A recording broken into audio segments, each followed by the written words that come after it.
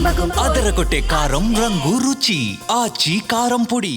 ఏ రాజకీయ పార్టీ అయినా ప్రత్యర్థి పార్టీని బలహీనపరిచి లబ్ధి పొందాలనుకుంటుంది. మరీ ముఖ్యంగా ఎన్నికల సమయంలో అటువంటి స్ట్రాటజీలు మరింత బలంగా అమలు చేయాలని చూస్తుంటాయి. కానీ రాష్ట్ర కాంగ్రెస్ మాత్రం మున్సిపల్ ఎన్నికల్లో ప్రత్యర్థి బలం పెంచి లబ్ధి పొందాలని చూస్తుందట. ఎన్నికల తరుణంలో కాంగ్రెస్ అమలు చేస్తున్న ఈ కొత్త వ్యూహం అత్యంత ఆసక్తికరంగా మారింది. అసలు హస్తం పార్టీ ఆ వ్యూహాన్ని అమలు చేయడం వెనుక ఉన్న మతలబ్ ఏంటి?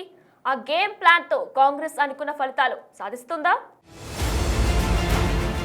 మున్సిపల్ ఎన్నికల వేళ హస్తం పార్టీ సరికొత్త వ్యూహంతో ముందుకు వెళ్లి లబ్ధి పొందటానికి యాక్షన్ ప్లాన్ అమలు చేస్తోంది. ఏ రాజకీయ పార్టీ అయినా మామూలుగా అయితే ప్రత్యర్థిని బలహీనపరిచి గెలవాలనుకుంటుంది. కానీ అధికార కాంగ్రెస్ మాత్రం ప్లాన్ మార్చింది. ప్రత్యర్థి బలం పెంచి గెలవాలనుకుంటోందట. ఇది కొంత విచిత్రంగా ఉన్నా తాము చేసేది కరెక్టే అంటున్నారు హస్తం పార్టీ నేతలు.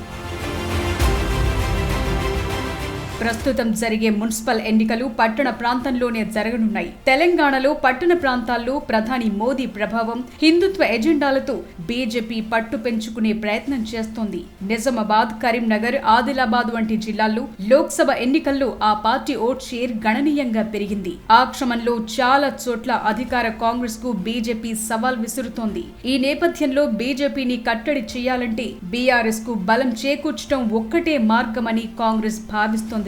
తమ ప్రత్యర్థులు ఇద్దరు అంతో ఇంతో బలంగా ఉంటే ఓట్ల చీలిక జరుగుతుందని, ఫైనల్ గా అది తమకు లాభం చేకూర్చుతుందని రాష్ట్ర కాంగ్రెస్ నేతలు అంచనా వేసుకుంటున్నారట. అందుకు సంబంధించి సిట్ విచారణను అస్త్రంగా చేసుకుంటోంది టీ కాంగ్రెస్. రాజకీయ కుట్రగా బీఆర్ఎస్ ఆరోపిస్తుంటే తమకు ఏ సంబంధం లేదని కాంగ్రెస్ వాదిస్తోంది.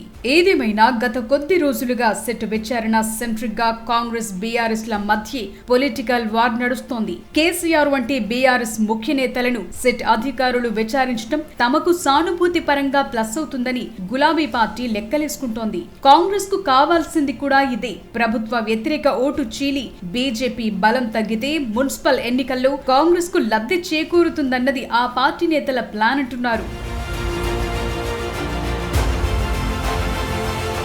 అటు బీఆర్ఎస్ కూడా మున్సిపల్ ఎన్నికలను సీరియస్ గా తీసుకుంది. పార్టీ అధిష్టానం ముఖ్య నేతలను సెట్ విచారించడాన్ని ప్రభుత్వ కక్ష సాధింపు చర్యగా ఫోకస్ చేస్తూ దాన్ని గట్టిగా వాడుకోవాలని చూస్తోంది. ముఖ్యంగా జూబ్లీహిల్స్ ఉప ఎన్నికల్లో ఓటమి తరువాత పార్టీ గుర్తులతో జరుగుతున్న ఎన్నికలు కావడంతో ఈ అవకాశాన్ని సమర్థవంతంగా వాడుకోవాలని డిసైడ్ అయింది.